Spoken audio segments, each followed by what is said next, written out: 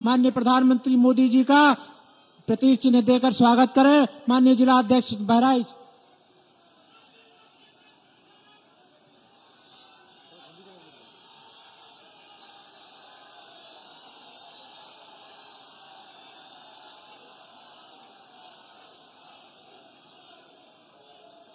अब मैं अनुरोध करूंगा, बहुत ज्यादा समय न ले, अनुरोध करूंगा विश्व के सबसे बड़े नेता, भारत के यशस्वी प्रधानमंत्री, हम सबके नेता, हम सबके हृदय में वास करने वाले माननीय नरेंद्र भाई मोदी जी आवे और हम सबको अपना आशीर्वचन दे। माननीय मोदी जी।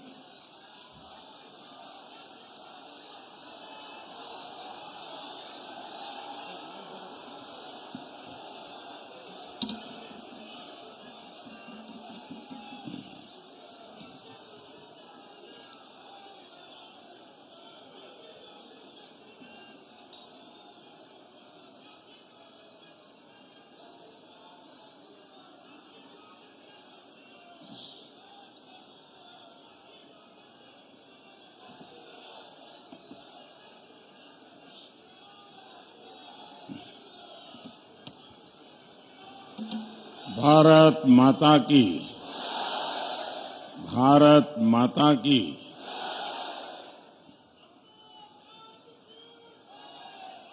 बालार ऋषि के तपोभूमि और महाराजा सुहेलदेव के युद्ध स्थली बहराइच स्वतंत्रता के अमर सेनानी राजा देवभक्त सिंह का जन्मभूमि गोंडा, महात्मा बुद्ध के श्रावस्ती और मां पाटेश्वरी देवी का पुण्य भूमि बलरामपुर के लोगन का हमार कोटि कोटि प्रणाम।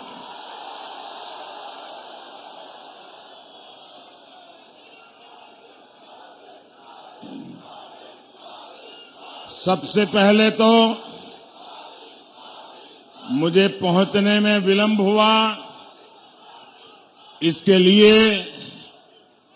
मैं आप सबकी क्षमा चाहता हूं कि मैं आज नॉर्थ ईस्ट में मणिपुर में था और मणिपुर से आते थोड़ा समय हो गया, तो इसलिए मैं आपकी क्षमा चाहता हूं। लेकिन ये जो दृश्य मैं देख रहा हूं, कहीं पैर रखने की भी जगह रखी है कि नहीं? और जितने लोग यहां हैं, मैं उधर बाहर देख रहा हूं, पता नहीं उनको सुनाई देता होगा नहीं देता होगा, इतनी बड़ी तादाद में लोग आज यहां दूसरे जिलों से भी एक तो यहां मौजूद है, बाकी लोग वर्चुअली और जिलों में भी इस कार्यक्रम में जुड़े हैं। मैं उन सबको भी यहां से प्रणाम करता हूं। आप जो इतनी बड़ी संख्या में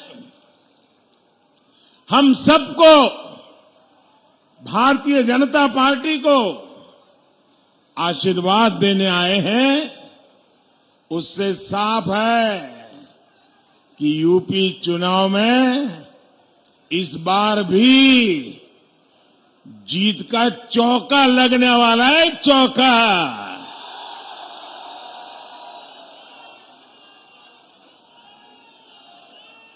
एक बार 2014, दूसरी बार 2017, तीसरी बार 2019 और इस बार चौका।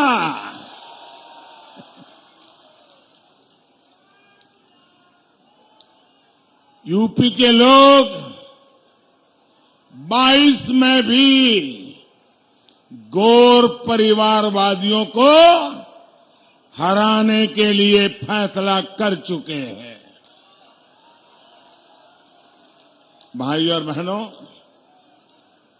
हिंदुस्तान का कोना कोना शौर्य और पराक्रम की गाथाओं से भरा हुआ है। हमारी मिट्टी ही हमारे मिजाज को तय कर देती है।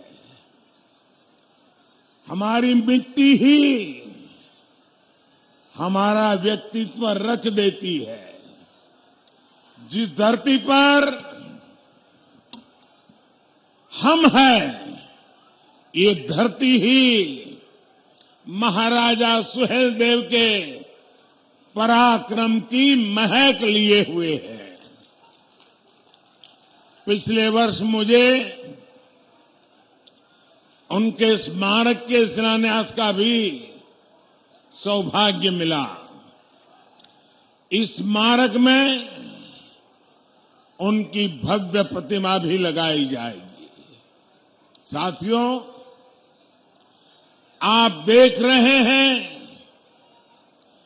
इस समय दुनिया में कितनी उथल पुथल मची हुई है। जब चारों तरफ उथल पुथल मची हो, चारों तरफ कल क्या होगा, परसों क्या होगा, गिनतियां चलती हो, ऐसे में भारत को ताकतवर होना चाहिए कि नहीं होना चाहिए? भारत मजबूत होना चाहिए कि नहीं होना चाहिए? आज भारत का ताकतवर होना न सिर्फ भारत के लिए, पूरी मानवता के लिए बहुत जरूरी होता है। आज आपका एक एक वोट भारत को ताकतवर बनाएगा। सुहेलदेव की धरती के लोगों का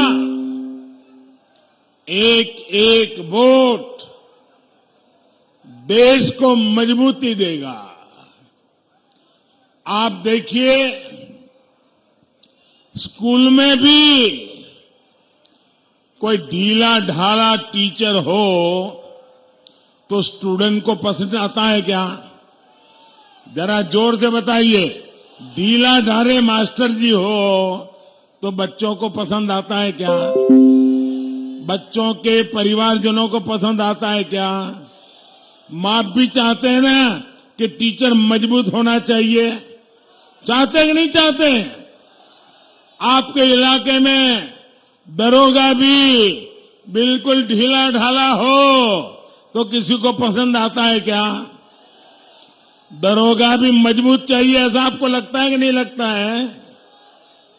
तो भाइयों बहनों, इतना बड़ा देश, इतना बड़ा राज्य, जिम्मेवारी भी मजबूत कंधों पर होनी चाहिए कि नहीं होनी चाहिए? और इसलिए भाइयों बहनों, जब टफ टाइम होता है, तो टफ लीडर होना भी जरूरी होता है।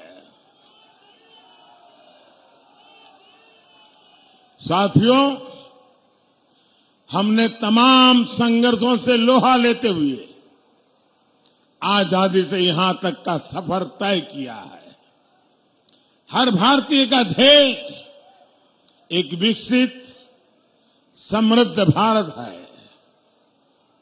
इस समृद्ध भारत के लिए उत्तर प्रदेश का समृद्ध होना, उत्तर प्रदेश का विकसित होना उतना ही जरूरी है। आज हम सभी आपके सामने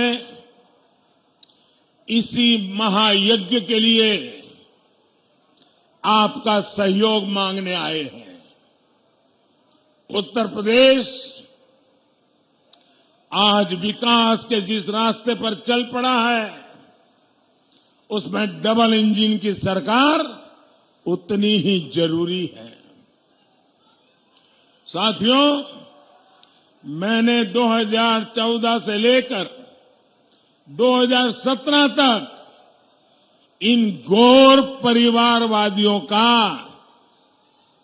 उनका कामकाज, उनका कारोबार, उनके कारनामे बहुत करीब से देखे हैं। दुख होता है जब अपने स्वार्थ के लिए गौर परिवारवादियों की सरकारें जनता के हित को ही स्वाहा कर देती है। 2017 से पहले बस्ती, गोंडा, बहराइच, बलरामपुर के लोगों ने भी बहुत भेदभाव झेला था कि नहीं झेला था?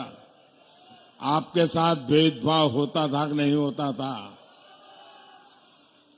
अब योगी जी की सरकार पिछले 5 सालों से हर वो प्रयास कर रही है जो आपके जीवन में सहूलियत ला सके, जो गरीब को सम्मान दे सके। और निश्चित तौर पर इसमें बहुत बड़ी बाधा थी यूपी की बिगड़ी हुई कानून व्यवस्था। बीते 5 साल में भाजपा सरकार यहां की कानून व्यवस्था को पटरी पर ले आई है।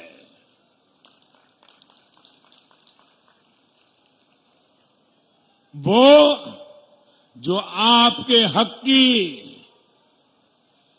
जमीन पर बैठे थे, वो जो आप पर भय बनाकर बैठे थे, वो जिनके डर से आप घरों से निकलने से बचते थे, जिनकी वजह से हमारी बहन बेटियां परेशान थी, वो सब आज काबू में है।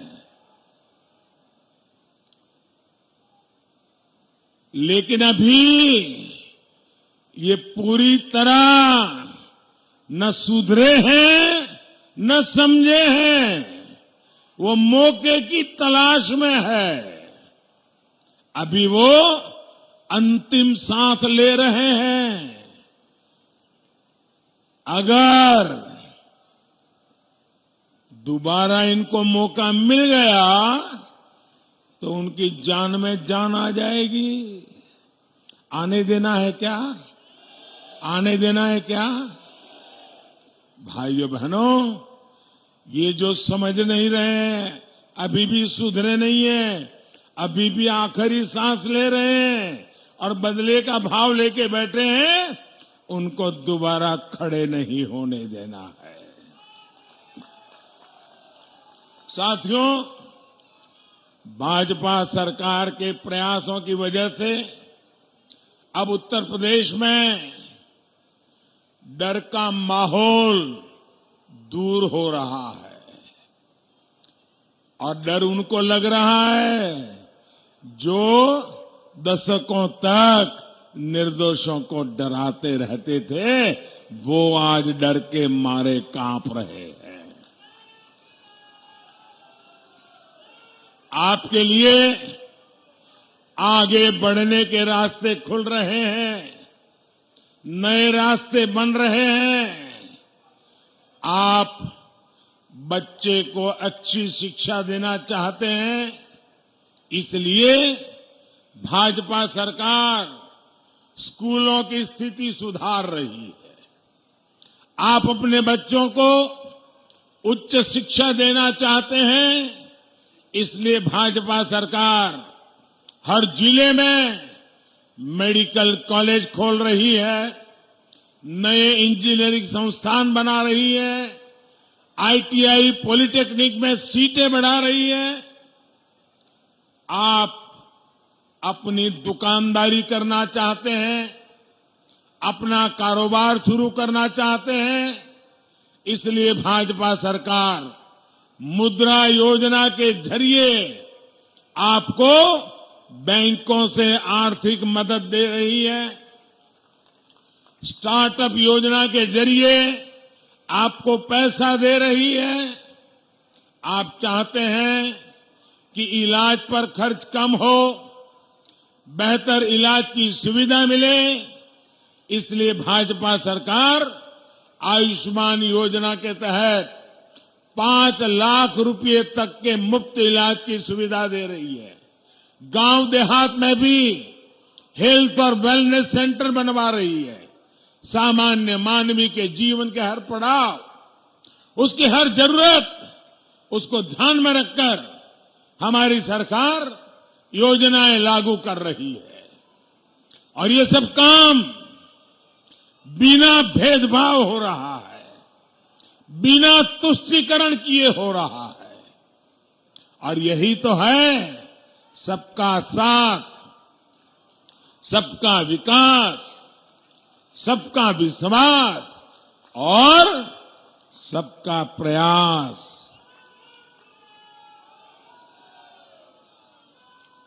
मैं आपको एक उदाहरण देता हूं।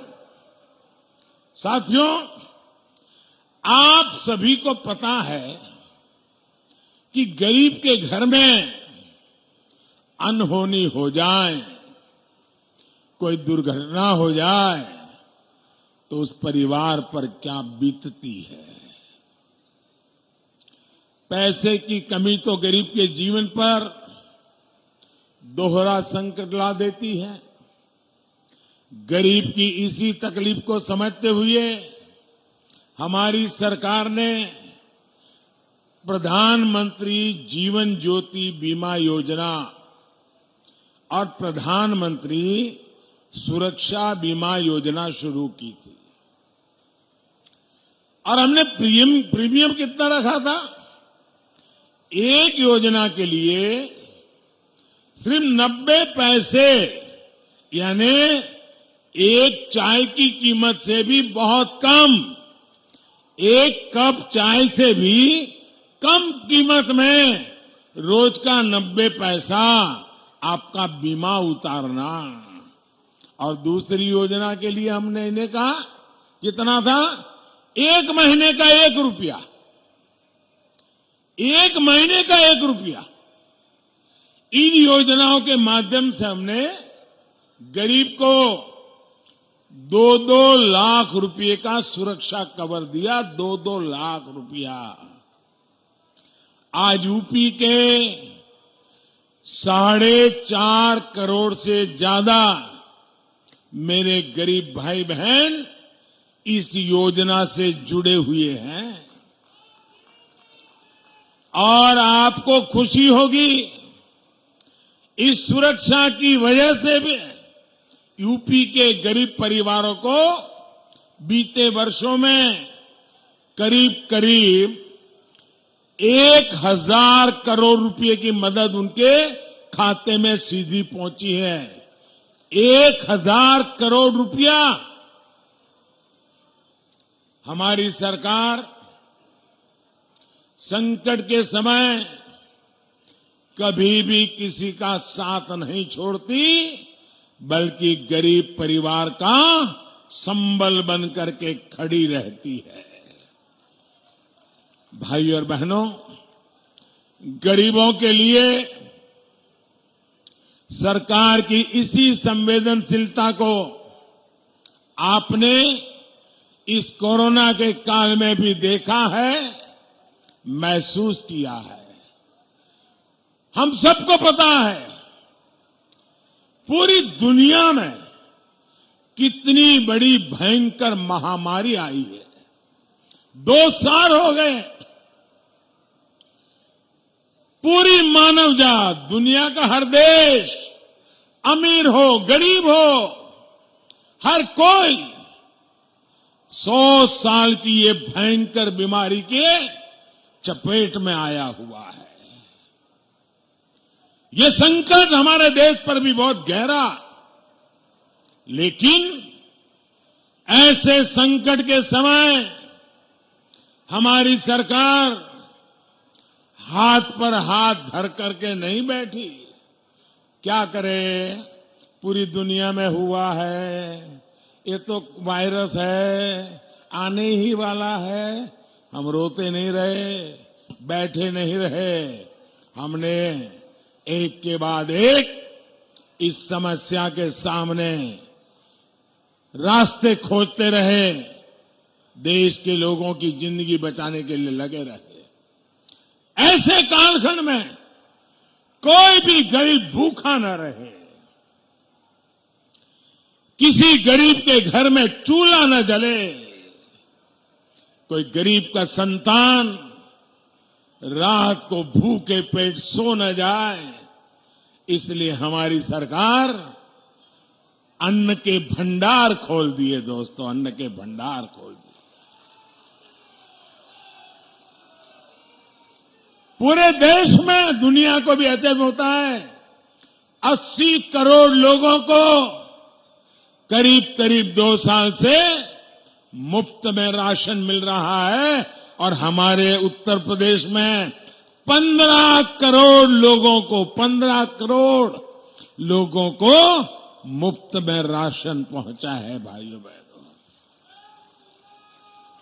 गरीब आज भाजपा को आशीर्वाद दे रहा है।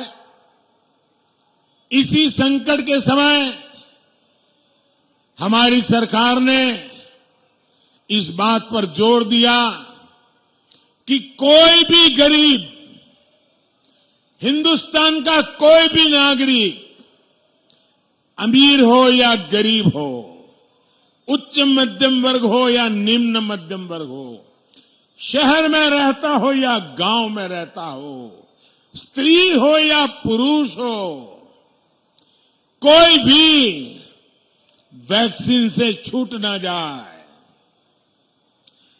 आप सबको वैक्सीन लगा है, टीका लग गया है? जरा हाथ ऊपर करके बताइए, टीका लगा है? आप मुझे बताइए, आपको टीका लगाने के लिए एक नया पैसा भी खर्चा करना पड़ा क्या? जोर से बोलिए ताकि ये जरा गौर परिवारवादियों को पता चले। कोई खर्चा आया क्या? कोई आपको पैसा देना पड़ा क्या?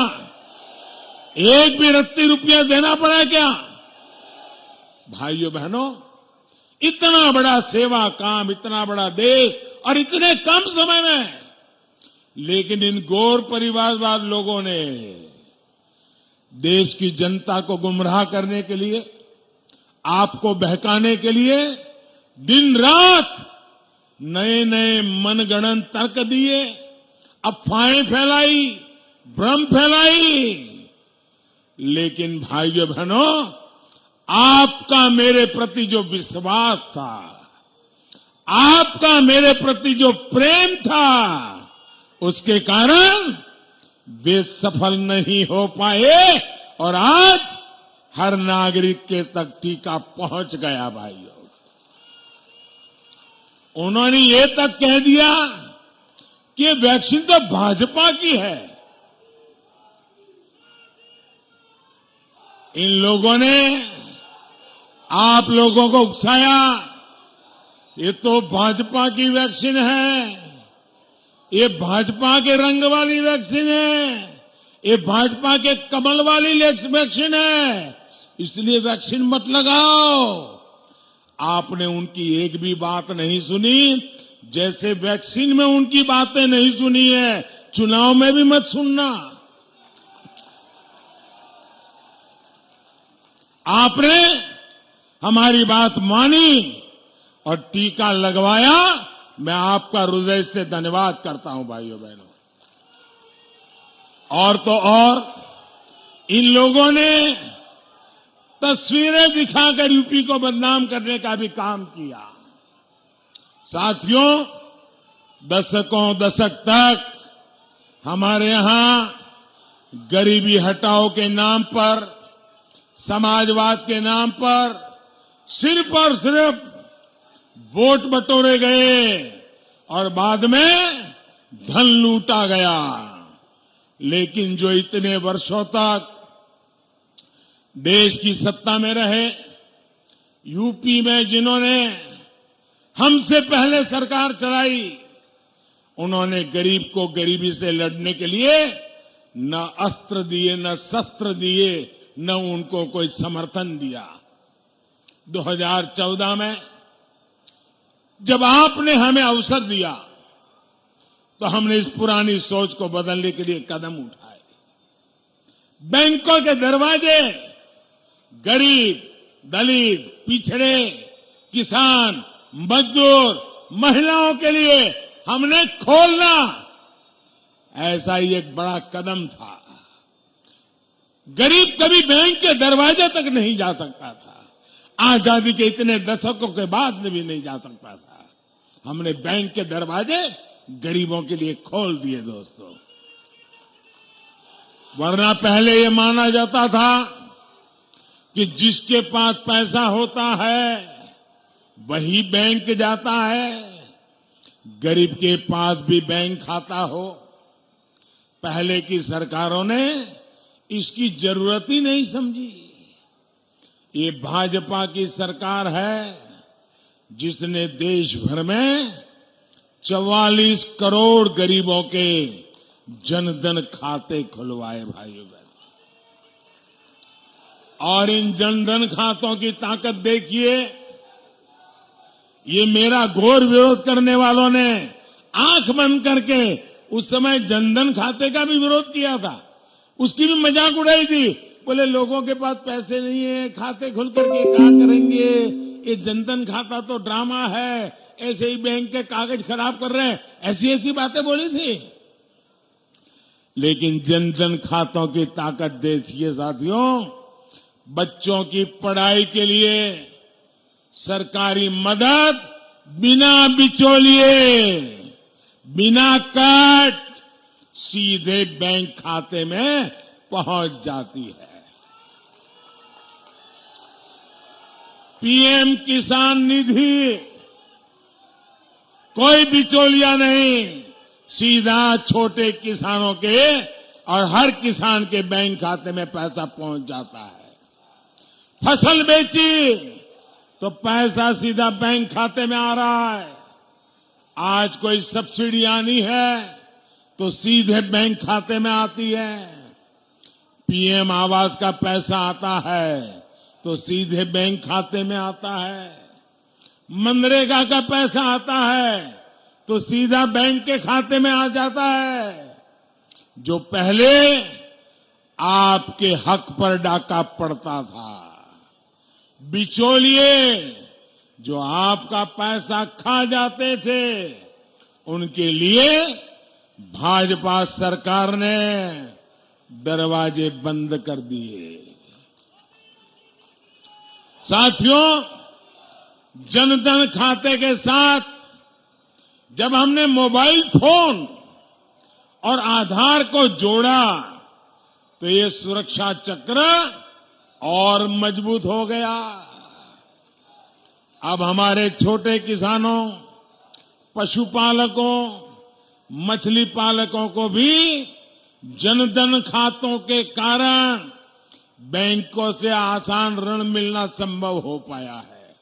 आपको पता होगा, हमारे देश के एक प्रधानमंत्री सार्वजनिक रूप से बोले थे। उन्होंने कहा था कि मैं दिल्ली से 1 रुपया भेजता हूं तो गरीब के घर 15 पैसा पहुंचता है। 1 रुपया भेजता हूं तो सिर्फ 15 पैसा पहुंचता है। तो ये 85 पैसे किसके जेब में जाते थे भाई? ये कौन मार लेता था? ये कौन मार लेता था पैसे? अगर 1 रुपया भेजा है तो 100 पैसे पूरे गरीब के खाते में जाने चाहिए कि नहीं जाने चाहिए? 100 के 100 पैसे गरीब को मिलने चाहिए कि नहीं मिलने चाहिए? अब मैंने ये पक्का कर लिया कि गरीब के खाते में दिल्ली से मैं 1 रुपया भेजूंगा तो बीच में कोई हाथ नहीं लगाएगा, 100 के 100 पैसे पहुंचेंगे। अब मुझे बताइए भैया, ये जिनकी दुकानें बंद हो गई, जिनको ये मलाई खाने को मिलता था, उनको मेरे पे गुस्सा आएगा कि नहीं आएगा? आएगा कि नहीं आएगा? वो मोदी को गाली देगा कि नहीं देगा? मोदी का बुरा बोलेगा कि नहीं बोलेगा? मोदी के पीछे पड़ जाएगा कि नहीं पड़ जाएगा?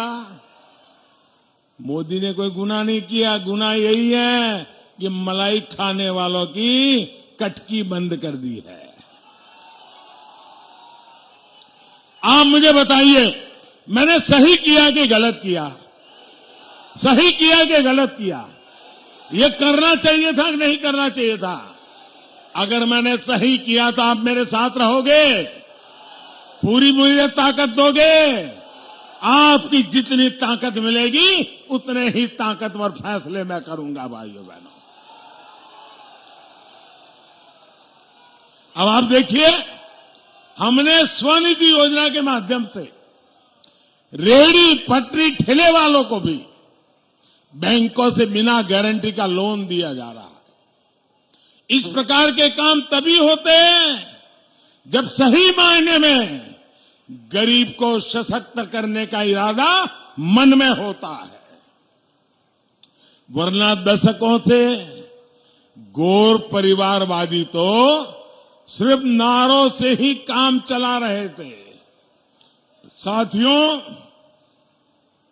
आजकल ये लोग नौकरी को लेकर बड़े बड़े दावे कर रहे हैं। इनकी सच्चाई भी मैं आज आपको बताना चाहता हूं। यहां योगी जी ने 5 साल में करीब 5 लाख युवाओं को सरकारी नौकरी दी,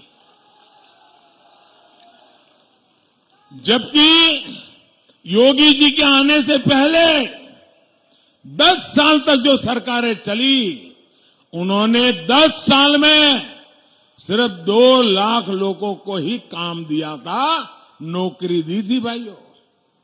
10 साल में 2 लाख और 5 साल में 10 लाख, 5 साल में 5 लाख लोगों को नौकरी दी भैया, भाइयों बहनों। और तब कारोबार क्या था? किसी की सिफारिश लगानी पड़ती थी, किसी नेताजी का कुर्ता पकड़ के चलना पड़ता था, गरीब मां को अपनी जमीन गिरवी रख करके करप्शन के पैसे देने पड़ते थे, तब जाकर के मुश्किल से बेटे का इंटरव्यू निकालता था। भाइयों बहनों, गरीब को इतना नुकसान इन लोगों ने किया था। भाइयों बहनों, हमने वो स्थिति बदली है। क्या युवाओं के भविष्य से खिलवाड़ करने वाले ऐसे लोग, क्या हम उनको माफ कर सकते हैं? ऐसे लोगों को माफ कर सकते हैं? ग्रुप सी और ग्रुप डी की भर्तियों में हमने इंटरव्यू समाप्त करने का भी बहुत बड़ा निर्णय कर लिया और उसका लाभ भी ये सब कटकी कंपनी को दरवाजे दिखा दिए। भाइयों बहनों, दरवाजे दिखाइए और गरीब को अर्जी करने पर योग्यता के आधार पर घर पे ऑर्डर आ जाता है। भाइयों साथियों, आज ये परिवारवादी लोग किसानों की भी बातें करने लग गए हैं। उन्हें लेकर भी बड़े बड़े दावे किए जा रहे हैं, लेकिन बहराइच का किसान इनकी सच्चाई भी जानता है। ये वो लोग हैं जिन्होंने उत्तर प्रदेश में दर्जनों चीनी मिलें बंद करवा दी कि नहीं करवा दी? चीनी मिलों को ताले लगवाए कि नहीं लगवाए? ये वो लोग हैं जिन्होंने यूरिया और खाद के लिए किसानों पर डंडे चलवाए। ये वो लोग हैं जो किसान को गन्ने की पर्ची के लिए तरसा देते थे। पिछली सरकार के समय बहराइच के 75,000 किसानों को ही सरकारी खरीद का लाभ मिल पाया था, जबकि हमारी सरकार ने सिर्फ बहराइच में गेहूं और धान के करीब 2 लाख किसानों से सरकारी खरीद की। यूपी के किसानों को छुट्टा जानवरों से हो रही दिक्कतों को हम गंभीरता से ले रहे हैं।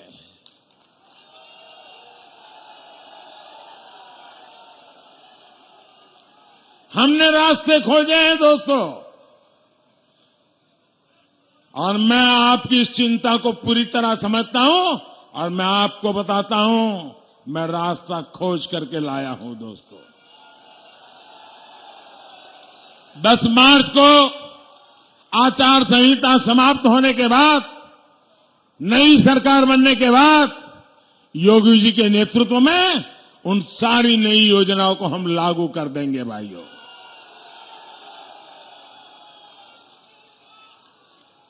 इन लोगों का काम करने का तरीका क्या रहा है, इसका उदाहरण सरयू नहर राष्ट्रीय परियोजना भी है।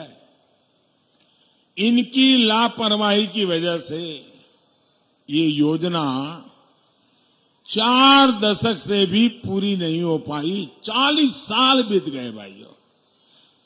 ऐसे लोगों की क्या जरूरत है? अरे आपके घर में काम करने वाला व्यक्ति अगर 2 घंटे तक काम करना पूरा है और 2 दिन तक नहीं करता है तो उसको रखते हैं क्या? आप रखते हैं क्या? उसको कहते हैं बाबा जाओ, तुम नहीं कर सकते हो, कहते नहीं। ऐसे लोगों को सरकार में वापस लाओगे क्या? लाओगे क्या? 40 साल तक जो आपके लिए जीवन मरण का सवाल है, ऐसा पानी का काम लटकाए रखा। और देखिए बर्बाद कैसा किया रुपयों को। जब ये योजना का प्रारंभ हुआ था तब खर्चा होने वाला था 100 करोड़। 100 करोड़ में शानदार काम हो जाता, लेकिन 40 साल लटके रखा। जो आए उन्होंने कटकी की, हर किसी ने अपनी मलाई खाने का रास्ता खोजा और जाते जाते 100 करोड़ का काम 10,000 करोड़ रुपए तक पहुंचा। 10,000 करोड़ ये पैसे आपके थे जो बर्बाद कर दिए इन लोगों ने। आपकी कमाई के पैसे थे, इन्होंने बर्बाद किए हैं। इस योजना से बहराइच और गोरखपुर के बीच 9 जिलों के 30 लाख किसानों को सीधा फायदा होने वाला था। 30 लाख किसानों का इन्होंने गला घोंट दिया भाइयों। लेकिन बरसों के इंतजार के बाद आपको ये लाभ अब मिला है, हमारी सरकार के प्रयासों से मिला है। साथियों, बहराइच की ये धरती हमेशा से आक्रमणकारियों के मंसूबों को ध्वस्त करती रही है। देश के खिलाफ जाने वालों को यहां की मिट्टी माफ नहीं करती है। लेकिन इसी मिट्टी ने देखा है कि कैसे इन परिवारवादियों ने आतंकी हमला करने वालों पर अपना प्यार उड़ेला। जिन लोगों पर यूपी में एक नहीं कई बम धमाकों का आरोप था, ये लोग उन आतंकवादियों को जेल से रिहा करने पर पक्का निर्णय करके बैठे थे, साजिश कर रहे थे। ये उन पर मुकदमा नहीं चलाना चाहते थे। समाजवादी सरकार आतंकी संगठनों पर प्रतिबंध लगाने के तक खिलाफ थी।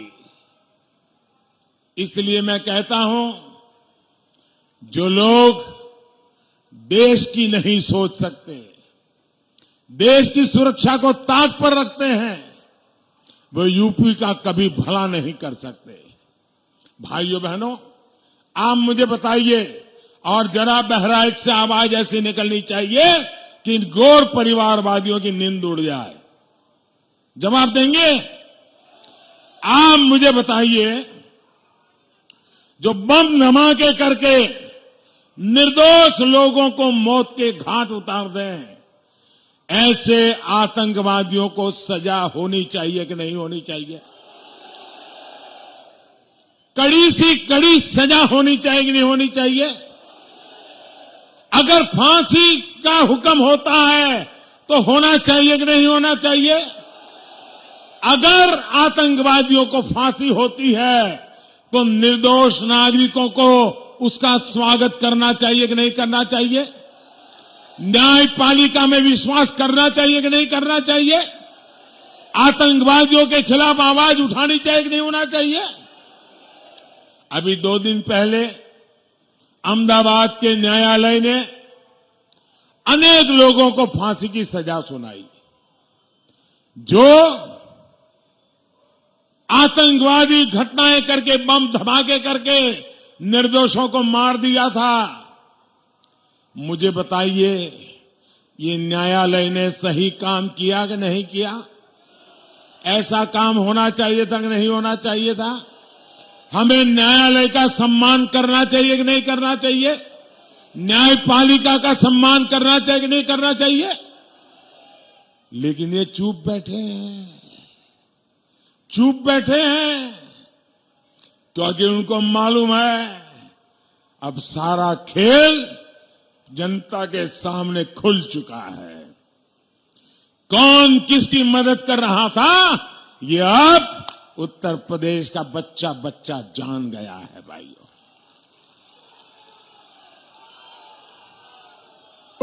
बहराइच, गोंडा, श्रावस्ती, बलरामपुर जिलों में विकास को रफ्तार दी जा सके, इसके लिए कई 100 करोड़ रुपए इसकी योजनाओं पर तेजी से काम चल रहा है।